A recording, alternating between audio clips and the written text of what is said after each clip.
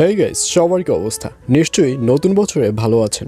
তবে এই ভিডিওটা দেখার পর একটু হলেও আপনার মনটা খারাপ হয়ে যাবে, কারণ সবসময় আপনাদের জন্য গুড নিউজ নিয়ে আসলেও আজকে আপনাদের জন্য একটা ব্যাড নিউজ নিয়ে এসেছি। আর সেটা হচ্ছে মাশরাফি জুনিয়র নাটকটি এবার শেষের পথে চলে এসেছে।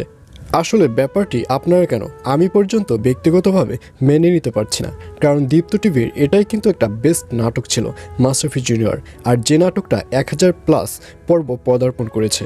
কিন্তু দুঃখজনক হলেও বিদায় তো দিতেই হবে। সাদিক সাহেবকে যেভাবে আমরা বিদায় দিলাম, জালাল চৌধুরীও তো ঠিক সেভাবেই চলে গেল।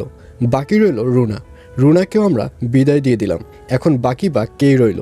যে নওরিন নাটকের শুরু থেকেই ভিলেন পার্ট নিয়ে চলে এসেছে, যে নওরিন সবসময় নিজের স্বার্থ নিয়ে চলাফেরা করত, সেই নওরিনও কিন্তু শেষ পর্যন্ত ভালো হয়ে গেল। এবং বাকি রইল মণিকে দেখা গিয়েছে সে নাটকের শুরু থেকে তার স্বপ্নকে বাস্তবে পরিণত করবার জন্য প্রাণপণে চেষ্টা করে আসছিল। এবার মণি স্বপ্নটিও পূরণ হতে চলল।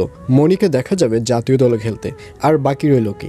আর কিছু বাকি না থাকলেও নতুন একটা টুইস্ট দিয়ে নাটকটি শেষ হয়ে যাবে। আর সেই নতুন টুইস্ট হচ্ছে মণির বেবি। নাটক শেষের দিকে মণিকে দেখা যাবে সে সবাইকে একটা গুড নিউজ জানাবে। সবাইকে গুড নিউজ জানিয়ে নাটকটি শেষ করে দেবে। আর সেটা হচ্ছে মণি মা হতে চলছে। খুব শীঘ্রই মণির বেবি হবে। আর এটা জানতে পারবে আয়ান কিন্তু মণির মুখ থেকে জানতে পারবে না। আয়ানকে দেখা যাবে মণি যে চিঠিটি আয়ানকে দিয়েছিল, ওই চিঠিটি পড়ে আয়ান জানতে পারবে যে আসলে মণি মা হতে চলছে।